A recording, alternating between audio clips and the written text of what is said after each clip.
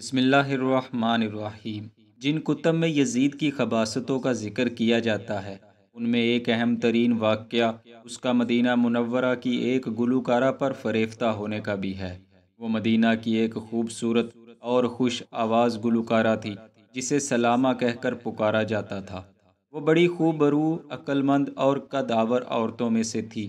شعر و شاعری سے خوب لگاؤ رکھتی، مزید یہ کہ انتہائی پرسوز آواز میں قرآن پاک کی تلاوت کیا کرتی تھی۔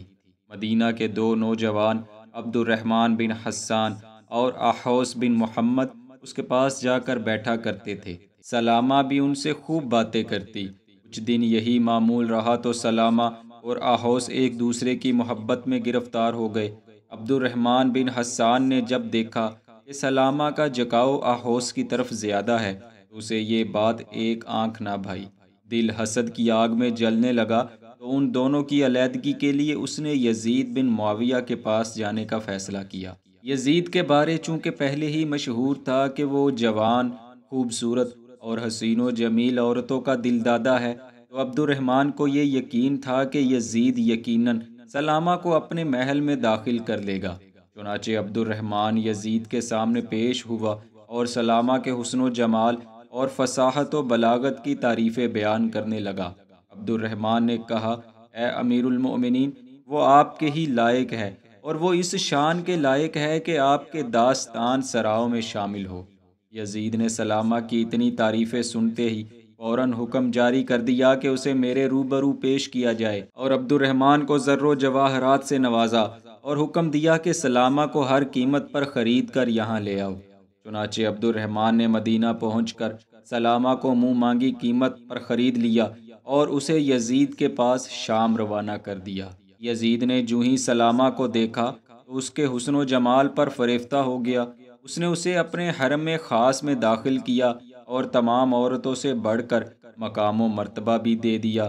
دوسری طرف عبد الرحمن کا سامنا جب احوص سے ہوا تو کہنے لگا، اے وہ شخص جو واضح طور پر مبتلائے محبت ہے، جسے محبوب سے شب ہائے عشق کا سوز پہنچا ہے، محبت نے اسے خاموش کر دیا ہے اور وہ صبح کو محبت کے پیالے کے ساتھ لوٹتا ہے، اور جو چیز اسے پسند ہے وہ بند ہو چکی ہے اور جو ناپسند ہے وہ کھلی ہوئی ہے، اور جس کے پاس وہ ہے اس نے اسے اپنے لیے مخصوص کر لیا ہے، جس سے وہ صبح و شام خوشبو حاصل کرتا ہے۔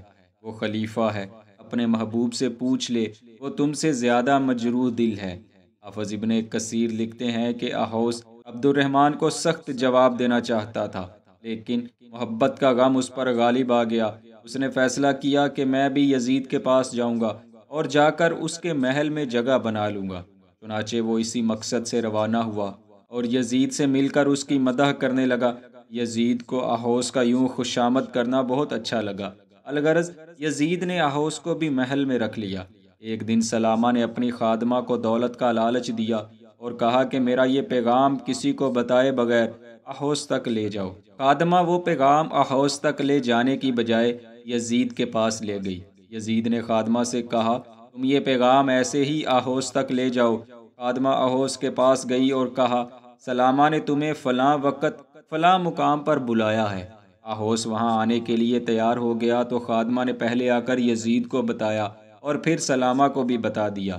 جب ملاقات کا وقت ہوا تو یزید ایسی جگہ پر چھپ کر بیٹھ گیا جہاں سے وہ ان دونوں کو دیکھتا تھا اور یہ دونوں اسے نہ دیکھ سکتے تھے۔ گلوکارہ لونڈی سلامہ نے جوں ہی احوص کو دیکھا تو وہ روتے ہوئے اس کی طرف لپکی۔ دونوں روتے ہوئے ایک دوسرے سے ملے اور کافی دیر تک شکوہ شکایت کرتے رہے۔ یزید چھپ کر بیٹھا دونوں کی گفتگو سنتا رہا۔ جب احوص واپس جانے لگا تو یزید نے اسے پکڑ لیا اور سلامہ کو بھی وہیں بلا لیا۔ یزید نے کہا، تم دونوں نے آج شب جو کچھ کیا ہے اس کے متعلق مجھے سچ سچ بتاؤ۔ احوص اور سلامہ نے تمام واقعہ شروع سے اب تک یزید کو سنا دیا اور کوئی بات نہ چھپائی۔ یزید نے سلامہ سے پوچھا، کیا تو اس سے محبت کرتی ہے؟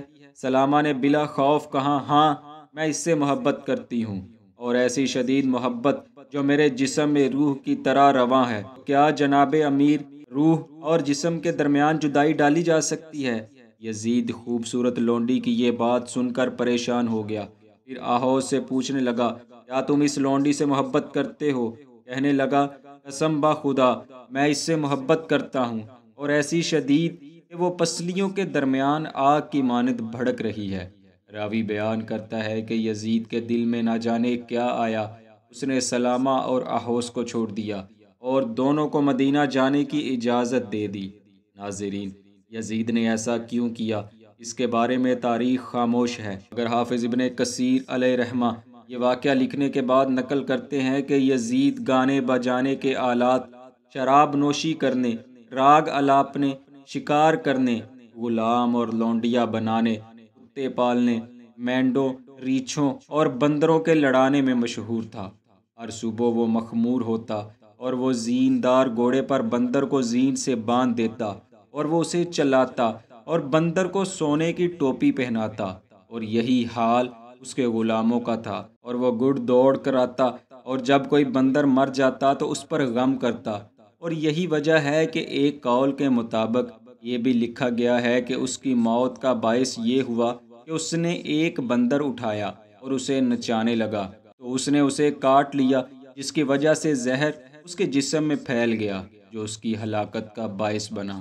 اس کے علاوہ یزید کی ہلاکت کے بارے میں اور بہت سی روایات ملتی ہیں، اور ان تمام کی صحت کو اللہ ہی بہتر جانتا ہے۔